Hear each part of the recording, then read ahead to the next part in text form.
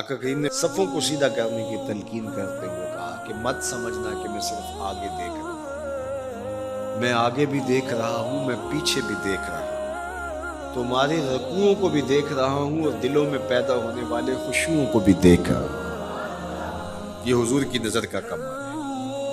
اور حضرت عبداللہ ابن عباس رضی اللہ تعالیٰ عنہ فرماتے ہیں کان رسول اللہ صلی اللہ علیہ وآلہ وسلم یرا فی اللیل فی الظلمہ کما یرا فی النہار فی الضوء۔ حضور رات کی تاریکی میں یوں دیکھتے تھے جس طرح دن کے اجالے میں دیکھتے تھے۔ میں نہیں دیکھ سکتا، یہ دیکھو یہ روشنیاں ہیں، یہ لائٹیں لگی ہوئی ہیں اور میں یہاں سے دیکھ رہا ہوں۔ اگر یہ چراغاں ختم ہو جائے، یہ روشنیاں بجھ جائیں تو وہ دور چیزیں لکھی ہوئی ہیں وہ تو دکھائی نہیں دے گی، یہ کتاب میری جھولی میں بھی ہوگی میں پھر بھی نہیں دیکھ سکوں گا، اس لیے کہ میری آنکھیں نور ہیں، لیکن یہ اتنی دیر تک نہیں دے سکتی جب تک یہ خارج کی روشنی بھی موجود نہ ہو۔ لیکن حضور سراپا نور ہیں، حضور ظلمت میں بھی دیکھتے تھے، روشنی میں بھی دیکھتے تھے۔ چونکہ میری آنکھیں ان روشنیوں کی محتاج ہیں، کائنات کی ساری روشنیاں شمس و قمر بھی میرے حضور کے محتاج ہیں، اس لیے حضور علیہ السلام شمس و قمر کی روشنی کے محتاج نہیں تھے۔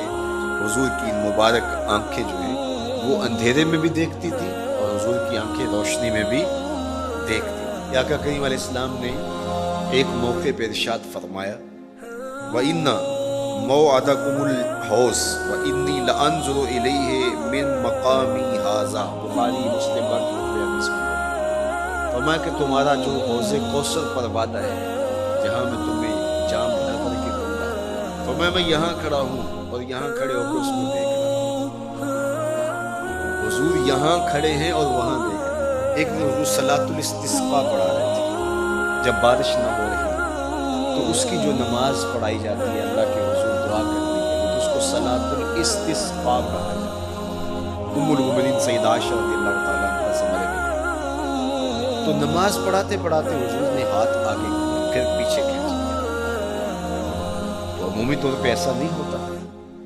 تو صحابہ نے جب دیکھا تو بعد میں کسی نے پوچھا حضور آج نماز میں آپ نے ہاتھ آگے بڑھایا اور پیچھے کھینچ لیا، مجھے بتائیے کہ حالت نماز میں نظر کہاں ہونی چاہیے؟ جائے سجدہ پہ ہونی چاہیے، لیکن صحابہ حضور کو دیکھ رہے ہیں۔ اللہ، صحابہ سے کسی نے پوچھا کہ تم بتاؤ ظہر اور عصر کی نمازوں میں حضور قرات کرتے تھے؟ ہاں کرتے تھے، بخاری میں۔ تمہیں کیسے پتا ہے کرتے تھے؟ کہا نحن نعلم باضطراب لحیۃ، ہم حضور کی مبارک داڑھی کی جنبش سے اندازہ کرتے تھے کہ قرات ہو رہی ہے۔ معلوم ہوا نماز بھی چلتی رہتی تھی، رخ محبوب کی دید بھی ہوتی رہتی تھی۔ اور اقبال کہتا ہے شوق تیرا اگر نہ ہو میری نماز کا امام، میرا رکوع بھی حجاب، میرا سجود بھی حجاب۔ اللہ اکبر۔ تو حضور نے ہاتھ آگے بڑھایا اور پھر کھینچ لیا۔ پوچھا گیا حضور یہ آج نماز میں ایک نئی چیز ہم نے دیکھی، آپ نے ہاتھ آگے بڑھایا پھر کھینچ لیا؟ فرمایا ہاں، جنت میں کھجوروں کا ایک خوشہ لٹک رہا ہے، میں اس کو توڑنے کے لیے ہاتھ ڈالا تھا پھر میں نے چھوڑ دیا، اور اگر میں توڑ لیتا تم قیامت تک کھاتے رہتے ختم نہ ہوتا، لیکن میں نے کہا نہیں چلو پھر قیامت وہی سے۔ اب حضور کھڑے کہاں ہیں؟ مدینہ المنورہ، اور جنت کہاں ہے؟ سدرۃ المنتہا سے اوپر۔ سر پٹ گھوڑا دوڑے اور تیز رفتار گھوڑا، تازی گھوڑا، 500 سال دوڑنے کے بعد پہلے آسمان پھر اتنی موٹائی آسمان، پھر دوسرا آسمان، پھر تیسرا آسمان، درمیان میں پھر خلائیں بھی، پھر وہاں سے 7 آسمانوں کے بعد کہیں سدرۃ المنتہا، اور قرآن بتاتا ہے کہ جنت بھی سدرۃ المنتہا کے پاس ہے، پھر آگے جنت، اور جنت کے جو درخت ہیں وہ 70,000 سال کی اونچائی، وہاں لٹکتی ہوئی کھجوروں کے خوشے، اور حضور علیہ السلام نے یہاں کھڑے ہو کے ہاتھ بڑھایا اور وہاں حضور کا ہاتھ پہنچ گیا۔ یہ ہاتھ کے پہنچنے کی منتہا نہیں ہے، ضرورت یہاں تک کی تھی لہٰذا یہاں تک پہنچا، اگر ضرورت اس سے آگے کی ہوتی تو آگے بھی پہنچ جاتا. تو حضور کا ہاتھ یہاں سے یہاں تک پہنچا. یہ حدیث پاک میں اور آپ ہاتھ اٹھائیں تو ہمارا ہاتھ کہاں تک پہنچتا ہے؟ 5 فٹ قد ہے، 3 فٹ اوپر ہاتھ پہنچ جائے گا تو ہمارا ہاتھ 8 فٹ تک پہنچ جائے گا. زمین سے 8 فٹ تک، چلو کسی کا 9 فٹ تک پہنچ جائے گا، چھلانگ لگا کے اچھل کے اوپر لے جائے گا تو 10 فٹ تک پہنچ جائے گا. البتہ ہماری نظر بہت تیز ہے. ہماری نظر پہلے آسمان کے ٹمٹماتے ہوئے ستارے، دوسرے آسمان کے ستارے کی دکھائی، تیسرے آسمان کے ستارے، چاند سورج میں دکھائی.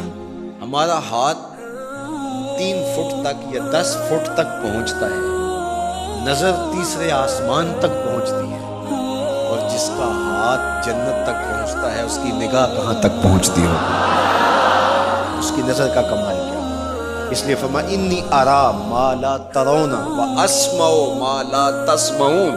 جو میں دیکھتا ہوں وہ تم نہیں دیکھتے، جو میں سنتا ہوں وہ تم نہیں سنتے.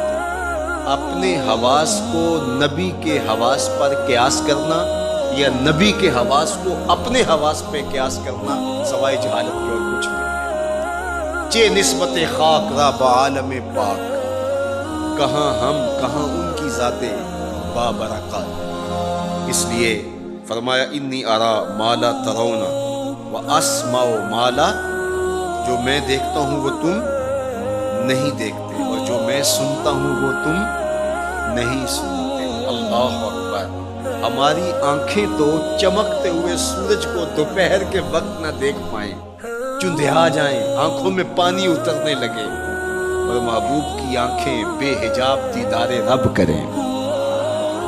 اور قرآن کہے ما زاغ البصر وما، آنکھ چندھیائی بھی نہیں اور حد ادب سے تجاوز بھی نہیں.